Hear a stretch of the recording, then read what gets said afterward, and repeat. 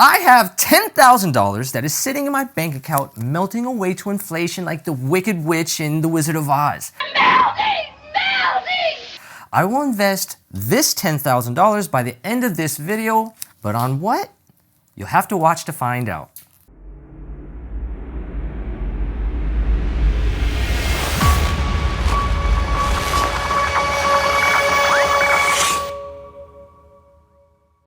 I don't know. I always thought holding $10,000 would be a little harder. I guess I just didn't think I'd be able to hold it with my 2 fingers. Maybe a suitcase or something. Whatever. What's up, everybody? I'm Sean McMurray, co-host of BPM RIA Online, and this is Mr. $250 million in real estate transactions, my mentor, my good friend, president and owner of BPM RIA, Anish Dave. Hey, this is Anish Dave, CEO of BPM RIA. Thanks for joining us today. All right, so if any of you watched our last how-to real estate video, how to retire from real estate investing in 3 years, you'll know I declared I would retire in 3 years with real estate investing being the major contributor towards that success. I would need $10,493.14 per month and about 21 doors at $500 to $600 per door to do so. Look, doing something in 3 years that normally takes people 63 years to do, it's no small feat. The fact that I declared I would do it to my family, friends, colleagues, and to all of you on YouTube, it's a lot of pressure. 3 years leaves no time to waste. This is going to take Shia LaBeouf motivation. Just do it! Don't let your dreams be dreams. I have $10,000 to invest into something that is going to get me closer to retirement. What do I do? This is going to involve a lot of pondering and Googling and YouTubing and... So Sean, have you considered paying down some high interest debt that you may have? Anish, hold up. First of all, if you don't have a mentor like this, yeah, you need to get you an Anish. That's a great point, Anish. One of the biggest threats to my ability to retire in 3 years will be out of control spending and debt. It won't matter that I'm making $10,493.14 a month if I'm also spending that amount. Although, not all debt is bad debt. Some debt is good. What? And with $10,000 to invest, I want to make sure I'm receiving the best return. Yeah, so there's, all the debt is not the same. And people always say, there's such a thing as good debt and bad debt. When we talk about bad debt, we're talking about those nasty credit cards, right? Interest rates are anywhere, I've seen them as high as 28%.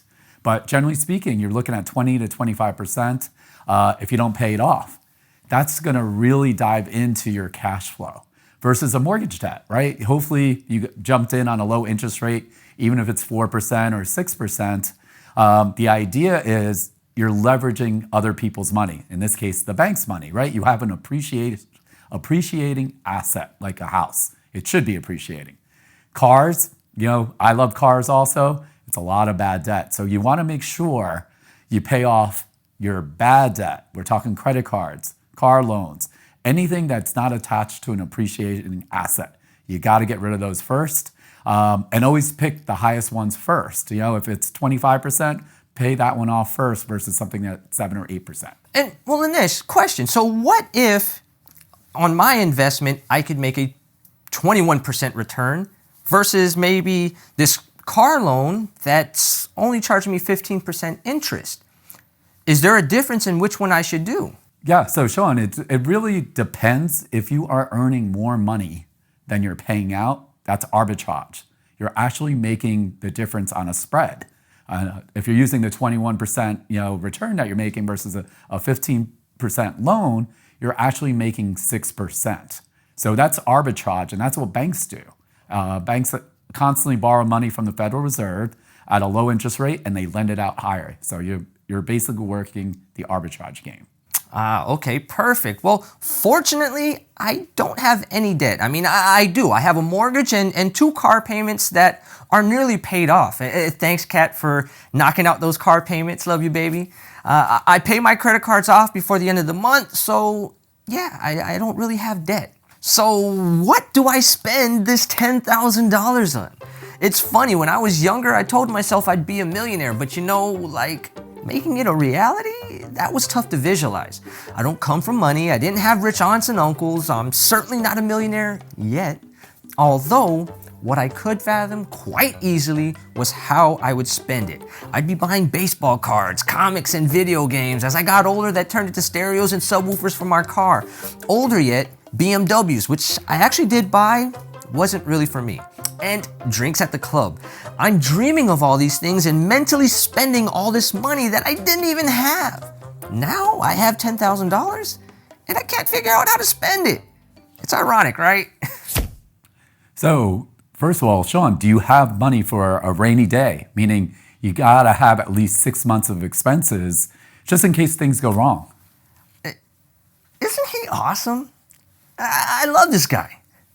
Anish makes another solid suggestion. In 2008, well, actually, let's look at more recent event, the Ron saga. Many people lost their jobs. The unemployment rate sits at 5.74% on average, but during April of 2020, we reached an all-time high of 14.7%. According to the Consumer Financial Protection Bureau, 11 million renters and homeowner households were significantly overdue on their regular payments as of December 2020. Nearly 9 months after officially being declared a pandemic by the World Health Organization. Airbnb? Forget about it. By April of 2020, half of the world's population was under some form of lockdown. If your livelihood came solely from Airbnb, your income stream dried up quicker than Lake Mead in Nevada and Arizona. Seriously, your bank account was parched, begging for an inflow. Water! Water! Water! All that to say this. I can cut back on expenses, increase my revenue stream, but if I don't plan for the unexpected, my dream will come crashing down like a house of cards. Fortunately, I have a few years of cash reserves with at least 6 months dedicated to my rainy day fund. Hold up, I have the answer. I'll buy an investment property. It's been my goal for the past year now.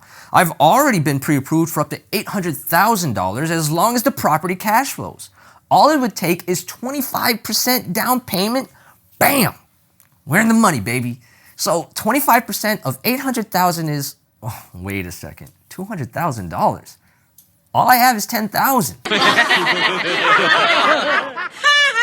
That means I have to find an investment property in South Florida that costs $40,000 in order to meet the down payment requirement of 25% and $10,000. Okay, that's not so hard, right? In Broward County, the median sale price for a single-family home is $618,000, townhouse $425,000, and condo $225,000. Leave me alone to die. Some of you are probably yelling, "Get an FHA loan, stupid." I only have to put down 3.5%, which means I can qualify for about $286,000 worth of real estate. That's potentially a condo. I guess I have to agree. What do you think, Anish? Yeah, so FHA loans are fantastic, but here's the problem, Sean. This is for primary residence, meaning you actually have to live in the property. Also, if it's a condo, the condo has to be approved. So it's not really a good investment idea because you won't get approved for the loan unless you're living in it. That's a good point. I just refinanced my home and took out equity. I have a family with kids in high school. It's just not plausible for us right now, and not to mention, I feel like HOAs in South Florida are more like an angry mob with pitchforks and torches. I want no part of that, Jack. Anish, I'm at a loss. What do I do? Hey, Sean, have you ever thought of investing in yourself? Investing in myself? What do you mean? Well, you know, $10,000 is a lot of money, but really it's not a lot of money. Meaning, you know, if you're buying real estate, it's tough. One of the things that, we really push on is educating in yourself. We actually have national speakers at BPM RIA, and luckily we had someone that was a true Airbnb expert. And I know you love short-term rentals, so instead of, being on a hamster wheel trying to find different things, educate yourself on different techniques. That's interesting. In addition to real estate, I invest in stocks. And one thing that has always stuck with me is something that Warren Buffett said. If you don't know Warren Buffett, he's one of the greatest stock investors ever. He had this to say. So the best investment by far is anything that develops yourself. And again, it's not taxed. That's it. Anish, you nailed it, right? You invited that guest speaker to talk about short-term rentals.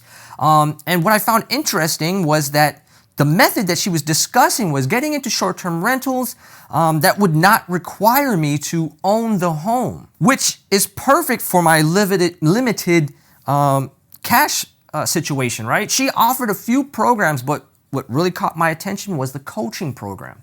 In the program, she will teach you exactly what to do and how to do it, and she'll hold your hand through the process. She even has a program where she will get you your first property. What do you think, Anish? So I think it's a great idea, right? Is the key with real estate is having control of it, right? So we traditionally think we have to buy the properties.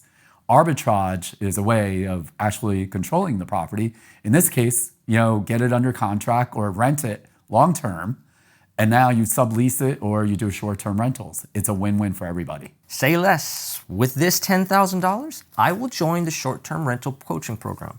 This will allow me to acquire properties, as Anish said, without requiring me to get a loan or have a substantial amount of money. All right, here we go.